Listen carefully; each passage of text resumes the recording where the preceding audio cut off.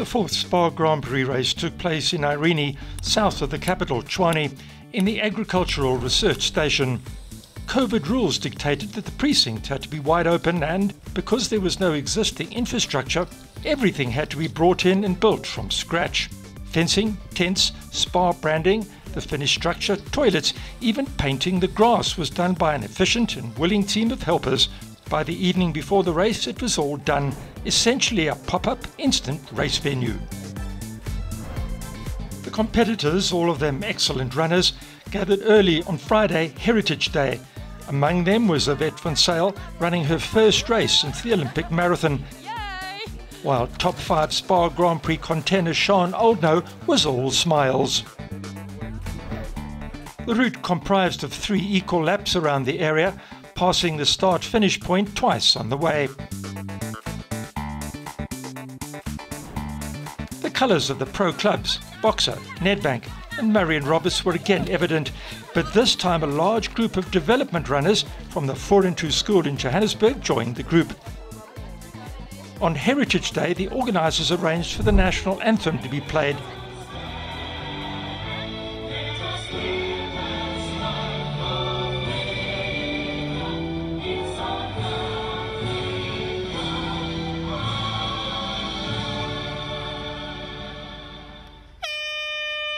Then the hooter set them off.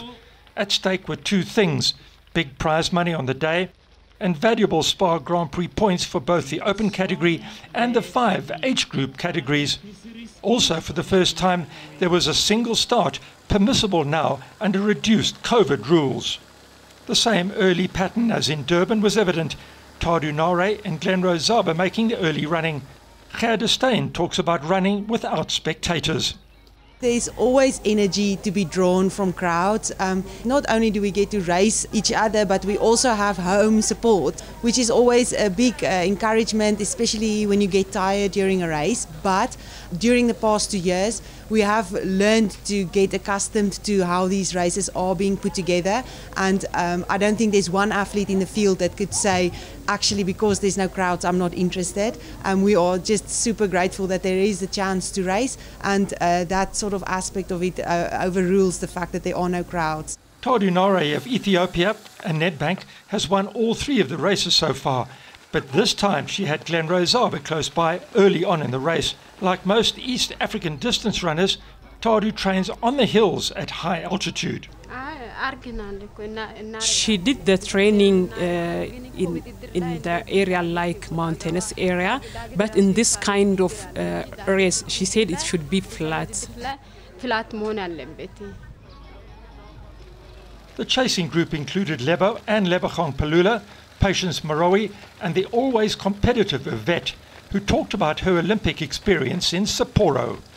Sapporo really gave me a huge knock, so I couldn't deal with it myself, so I had to get some extra help to just mentally help me to, because I know the injury will heal, but mentally it's harder to heal and especially now it's my 3rd time going through this trauma, so it's been really hectic to just go day by day and just move on from it, because it's like a nightmare that just doesn't have left me yet. But today was already a huge step for me. At least I know the level that I'm now at, I can build from this, and just work towards a better me and just improving myself again.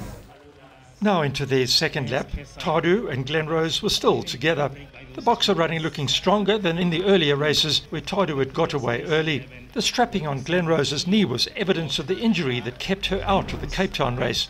Coming from the Durban SPAR Grand Prix race just 2 weeks before, Gerda explained the difference between running at sea level and at altitude.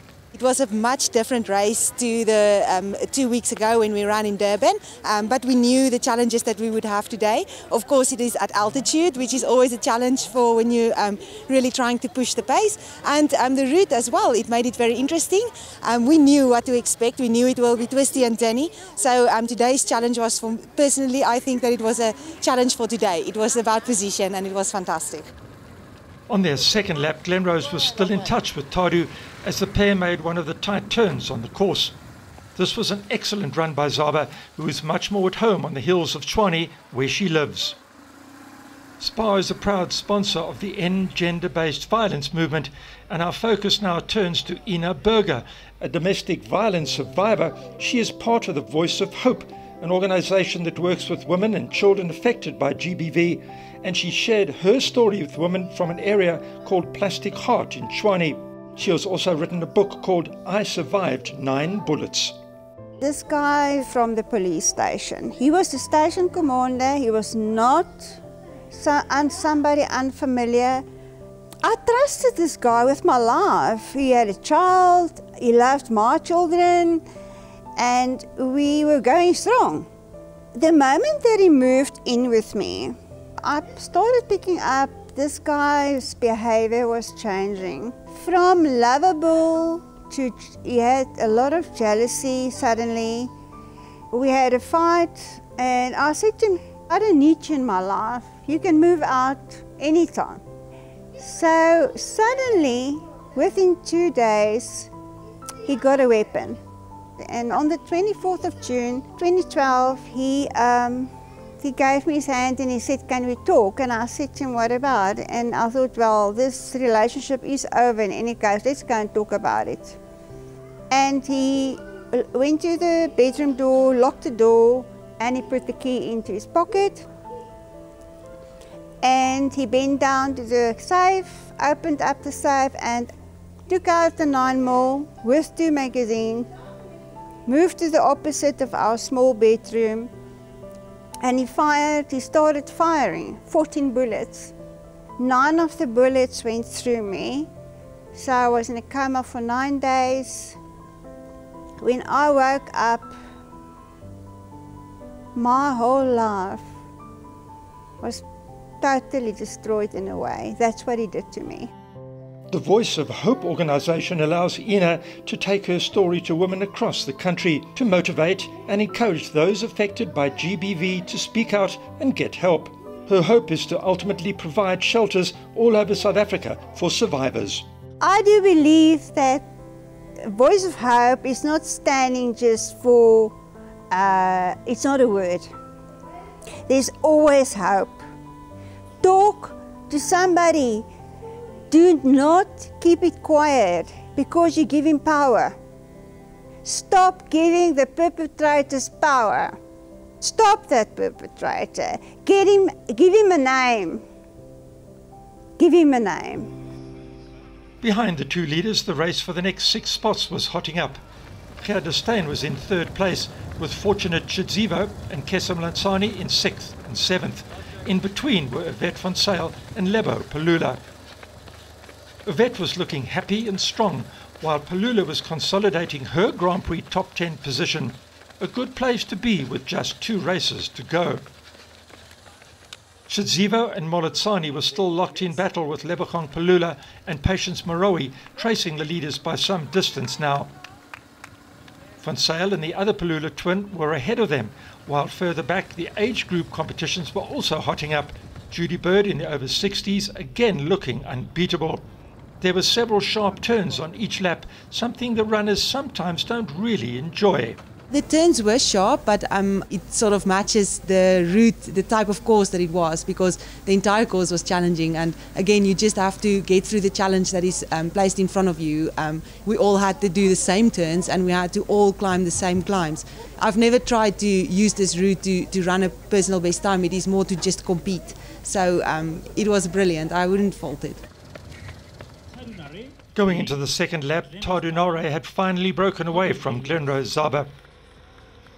The young boxer runner burst into international prominence when she broke the 70-minute barrier for the half-marathon distance, a key benchmark that separates a good local runner from the best runners in the world. Part of this improvement coincided with a link to her new coach, Caster Semenya, as well as Semenya's partner, Violet Rasaboya, who became her mentor.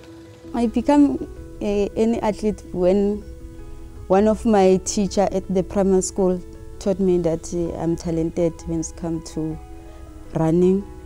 When we were taking part at school, and after Caster won the World Champ 2009, my teacher came with the newspaper to me and said, if you want to be successful, you need to follow the footsteps of this girl. I met Glenrose 2015 on the track. There was this little girl came and trained with us. I still remember we were doing thousands and they were so hard for us. And then she was very, very small with the blonde hair, and then she came and then she greeted us. And she just kept quiet and do the program. First 1,000 kilometer. She was in front, I was like, huh? Who's this? That's where we became friends. Before I became her mentor, we became friends. I told her that I can see that you're not a middle distance runner, but you are good at long distance. So could you please let me assist you with something? If it doesn't work, then let go of it. So it was challenging for me because I was not used to 10Ks. But Violet taught me that what you are feeling in your legs, those ones that go in front of you, they're also feeling the pain that you are feeling in your legs. So that thing motivates me and keeps me stronger and start to challenge myself. That's where she won that Grand Prix, SPAR Grand Prix, because it was kind of like a secret training aside.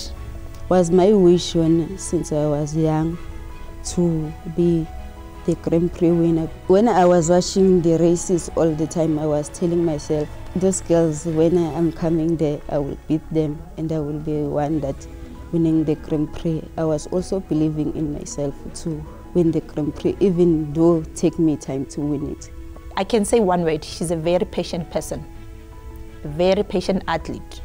You put Glenrose and you give her a program, she just become patient with it. She just do it without any complaint, without anything. She's a patient athlete. Top professional athletes need several people to act as support staff if they hope to succeed on the world stage. When it comes to sponsors, I can't forget Boxer, because Boxer was there for me. Ngaso sonke isikhathi bayasinakekela. Since kube kuyi-COVID, azange baze basilahle, bebanathi, basimotivator. Special Ryan. Ryan is a supportive manager. Anytime you can call Ryan, will help you. My future plans is to be one of the best distance runner in South Africa, hold some of the records that Elana Meyer have it, especially when it comes to 10,000, half marathon and marathon. And I wish to be the best marathon runner and achieve more times like Helena Johannes and Prince Chirichiri from Kenya, to be a top class athlete, and maybe if God bless me and having a medal at the Olympics or World Champ.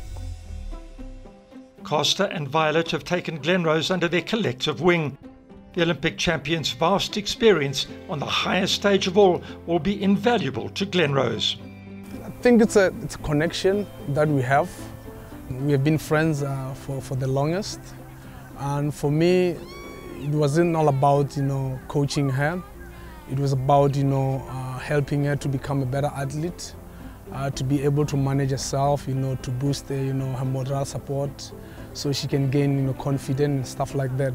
And for me, she's a special kid, and for me, I never wanted to let her down. Seeing how I live my life, how I manage things, and then it worked pretty well, and then she's happy, she settled well, and we're happy with the way we are. And then yeah, I'm happy to coach her because of she's a hard worker, she's dedicated, she's willing to learn, she accepts her mistakes if she made the mistakes. That's what makes her special, and we are just like friends. It's not like a coaching role thing. I see someone with a great future. She's gonna be a great, long distance runner. I always tell her that, look, this path that we're taking, we're preparing you to be a great, marathon runner. With your height, with your stature, with what you are willing to learn and what you want to achieve. And then for me, I think she will be a great Olympian, especially more into, a marathon. 2024 Olympics, people must just watch this space. In an effort to play it forward, Glenrose will donate 60 sanitary towels per kilometre that she runs in the Tshwane race to Caster Semenya Foundation. Believe in that word says, when I help you, don't thank me, help 3 other people. And then tell that 3 other people to help other 3 people. So, we can be a better nation, you understand? And for me, helping someone, I don't want anything in return. Just help somebody so they can be better as much as I help you to be better.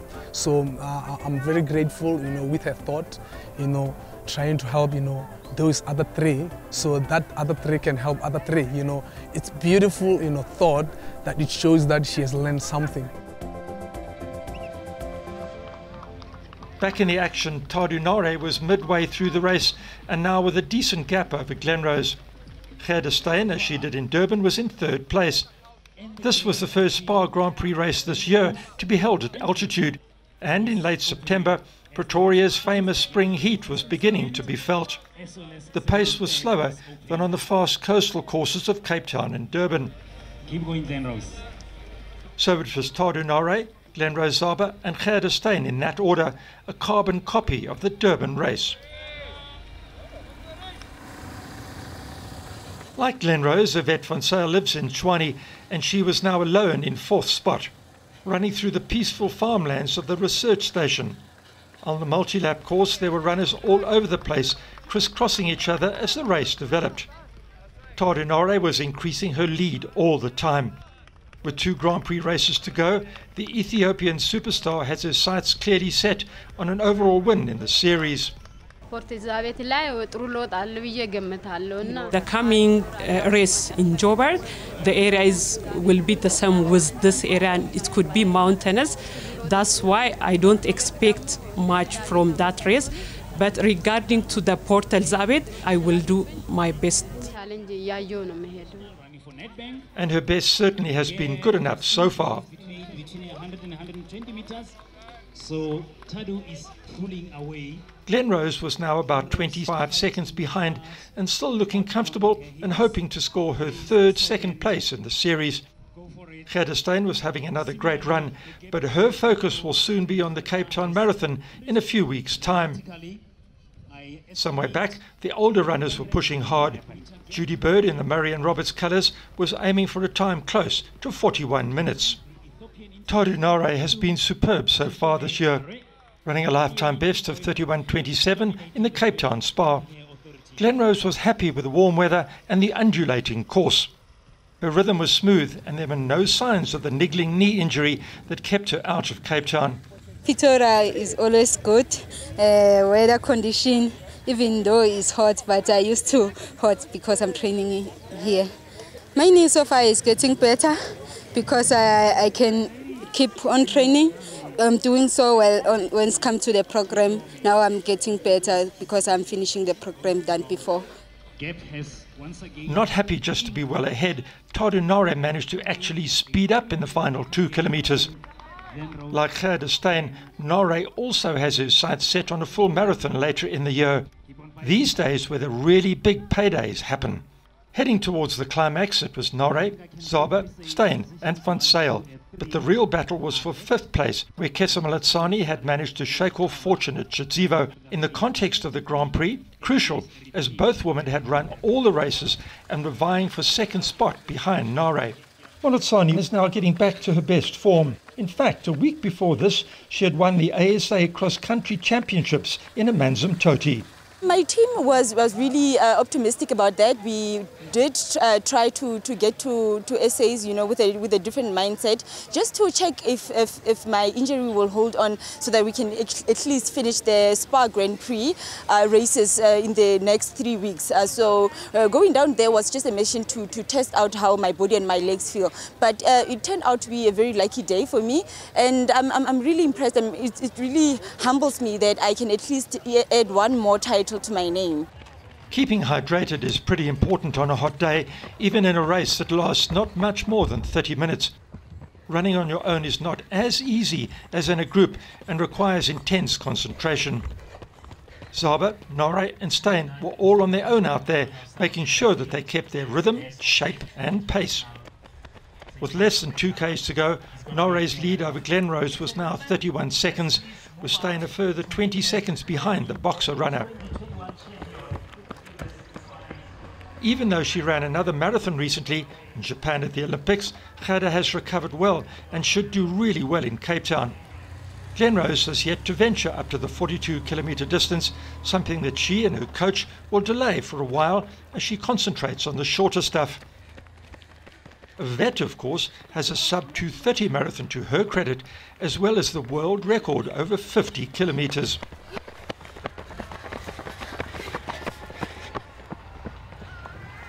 Gerda was now approaching the final turn on the course, while 2 minutes or 700 metres ahead of her, Tadu Nore was approaching the finish.